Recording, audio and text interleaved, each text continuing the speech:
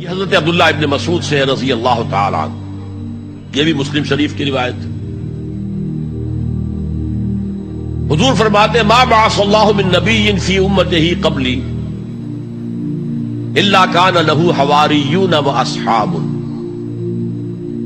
اللہ نے مجھ سے پہلے کسی بھی امت میں کسی نبی کو نہیں بھیجا مگر اس کے کچھ نہ کچھ حواری، کچھ نہ کچھ اصحاب تو ہوتے تھے نا، 2 ہوں، 4 ہوں، 10 ہوں، 12 ہوں۔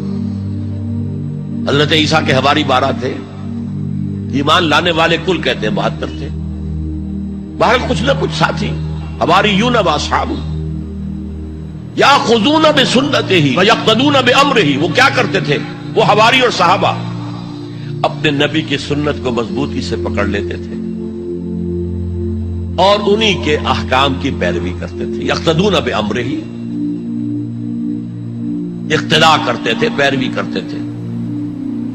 ثم انہا تخلف من بعدہم خلوف، پھر ہمیشہ ایسا ہوا ہے کہ بعد میں کچھ ایسے ناخلف اٹھے، یفعلون یقولون ما لا یفعلون ویفعلون ما لا یؤمرون، کہ وہ کہتے وہ تھے جو کرتے نہیں تھے اور کرتے وہ تھے جس کا حکم ہی نہیں ہوا۔ عرس منائے جا رہے ہیں، یہ کوئی اللہ کے رسول کا حکم ہے؟ کیا رسول کے صحابہ کا عمل ہے؟ کیا حضور کا عرس منایا گیا؟ عید میلاد النبی ایک نئی عید ہو گئی ہے، کیا اس کا حکم دیا محمد رسول اللہ نے؟ یفعلون ما لا یؤمرون، وہ اپنی ہی ایجاد کردہ روایات ہیں، اپنی ہی ایجاد کردہ بدعات ہیں، اپنی ہی ایجاد کردہ رسومات ہیں، ان پر لگے ہوئے ہیں اور دعوے کرتے ہیں اللہ سے محبت، رسول کے عشق کے، جبکہ ان کے عمل میں نہ اللہ کی اطاعت ہے نہ رسول کا اتباع ہے۔ اب جب ایسی صورت پیدا ہو جائے تو کیا کریں؟ فمن جاہدہم بیدہ فہو مومن، تو جو مسلمان بھی ان کے خلاف جہاد کرے گا اپنے ہاتھ سے، اپنی طاقت سے، وہ مومن ہوگا۔ ومن جاہدہ بلسانہ فہو مومن، اور جو ان کے خلاف جہاد کرے گا اپنی زبان سے، وہ بھی مومن ہوگا۔ وہی 3 درجے۔ ومن جاہدہم بقلبہ فہو مومن، دل سے نفرت رکھ کر جو جہاد کرے گا بالقلب، وہ بھی مومن ہوگا۔ فما وراء ذلک من الایمان حبۃ خردل، اس کے بعد تو ایمان رائی کے دانے کے برابر بھی نہیں ہے۔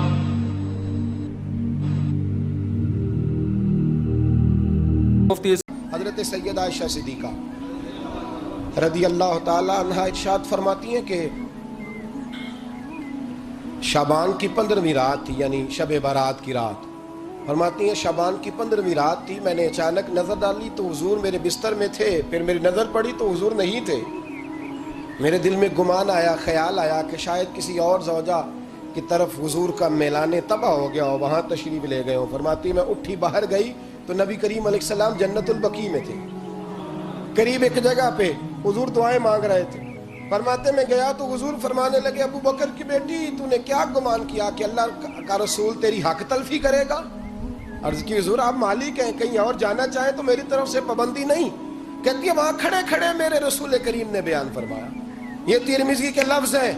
حضور نے فرمایا عائشہ یہ شعبان کی 15ویں رات ہے، مدینے میں سب سے زیادہ بکریاں بنو کلب کا قبیلہ پالتا تھا۔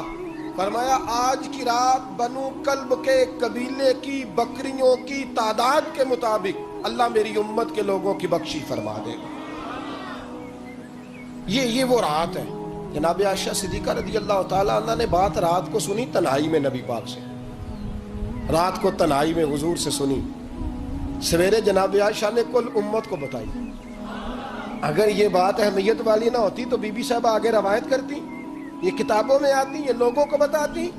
حضرت عائشہ نے روایت کیا اور مولا علی شیر خدا نے تو کھل کے کہا، ابن ماجہ میں حضرت علی سے پیار کرنے والوں کے لیے الگ عنوان، مولا علی نے کھل کے فرمایا شعبان کی 15ویں رات کو رات عبادت کرنا اور سویرے روزہ رکھنا۔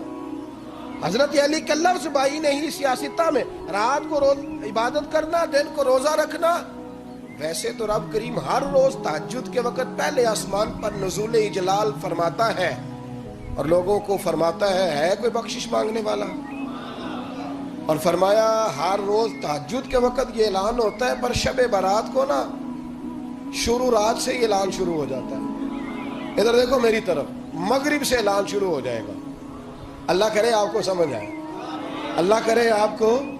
اور بھائی یہاں باہر لوٹ سیل لگ جائے، یہاں ابھی سیل لگ جائے، 5000 والا جوڑا 1500 میں، تو رش ختم ہوگا؟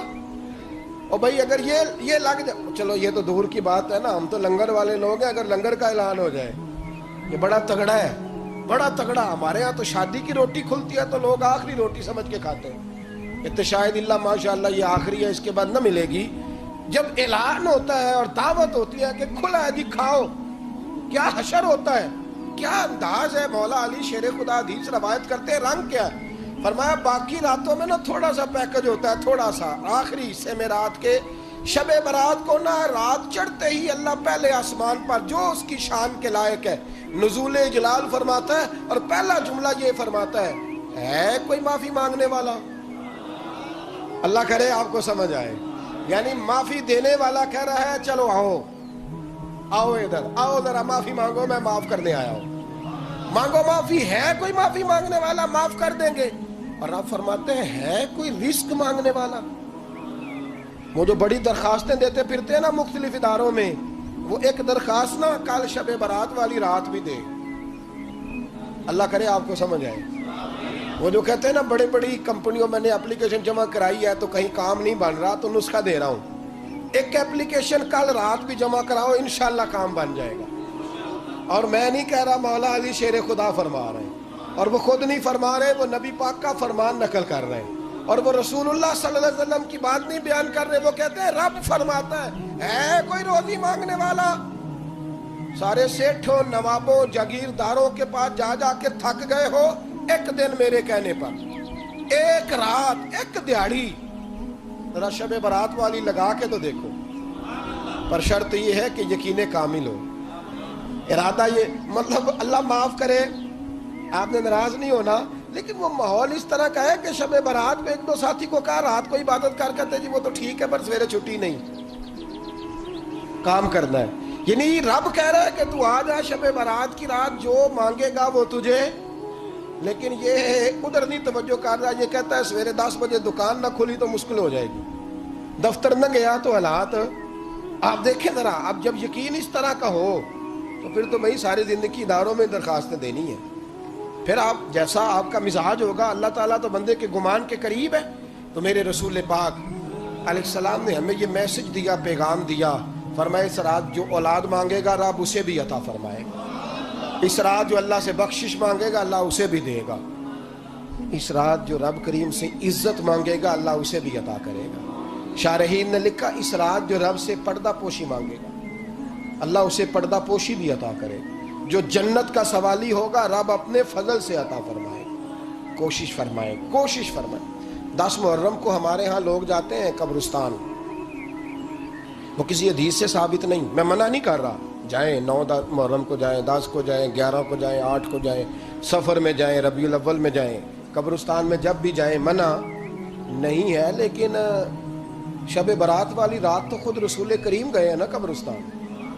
اب جو بات میں نے سمجھانی ہے اس کو سمجھیں، نبی پاک کی والدہ کا مزار نہیں ہے وہاں جنت البقیع میں، حضور کے کو بھائی بہن، حضور کیا کرنے گئے؟ امت کی بخشش کے لیے گئے۔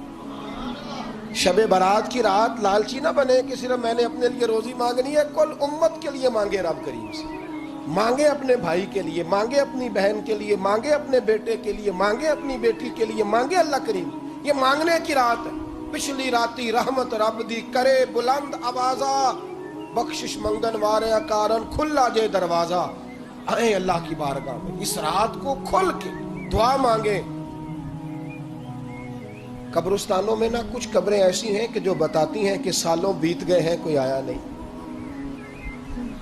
کچھ قبریں بتاتی ہیں، اور کچھ بڑے قبرستان بڑے شہروں میں ایسے بھی ہیں کہ جن کا گورکن کہتا ہے کہ مجھے کمیٹی نے کہہ دیا ہے جہاں 4-5 سال کوئی نہ آئے وہاں نئی قبر بنا دیا کرو، وہاں نئی قبر بن جاتی ہے معاذ اللہ۔ او بھائی کچھ ہیں ایسے، کچھ ہیں، یہ جائے نا اکبر بادشاہ یہاں لیٹا ہے لاہور میں، تو شعر لکھا ہوا ہے، بر مزارے ماں غریباں نے گلے پروانہ سوزز نے صدائے بلبلے. فارسی کا مقولہ لکھا ہے اس کی قبر پہ، کہتا ہے میں وہ غریب ہوں، اعلیٰ بادشاہ ہے مقبرے میں لیٹا ہے، کہتا ہے میں وہ غریب ہوں کہ نہ یہاں کوئی پروانہ آتا ہے نہ بلبل آ کے گیت گاتی، کوئی آتا ہی نہیں، کوئی فاتحہ نہیں پڑھتا، کوئی فاتحہ نہیں پڑھتا. او بھائی کئی قبریں ایسی ہیں جن پہ سالوں بیت گئے کوئی لوٹا نہیں. اور مشکات میں حدیث ہے، میرے نبی کریم علیہ السلام نے فرمایا جو قبر میں ہوتا ہے وہ تو اس آدمی کی طرح ہے جو دریا میں ڈوب رہا ہے اور وہ انتظار کر رہا ہے کہ میرا بیٹا میرے لیے دعا مانگے، میری بیٹی دعا مانگے. پر بیٹے کو تو 27 سال ہو گئے، ملک سے باہر ہے، کاغذ بنے گے تو ابے کی قبر پہ آئے گا نا، اس کے تو کاغذات ہی نہیں مکمل ہو رہے. وہ بیٹے کو تو مشکل ہے بڑی، وہ تو کاغذات نہیں بن رہے، وہ تو دولت کا مطالبہ پورا ہوگا تو جب ہی وہ کام ہوگا نا. انتظار ہو رہا ہے قبروں میں، میرا بیٹا دعا کرے، میرا بھائی دعا کرے. اور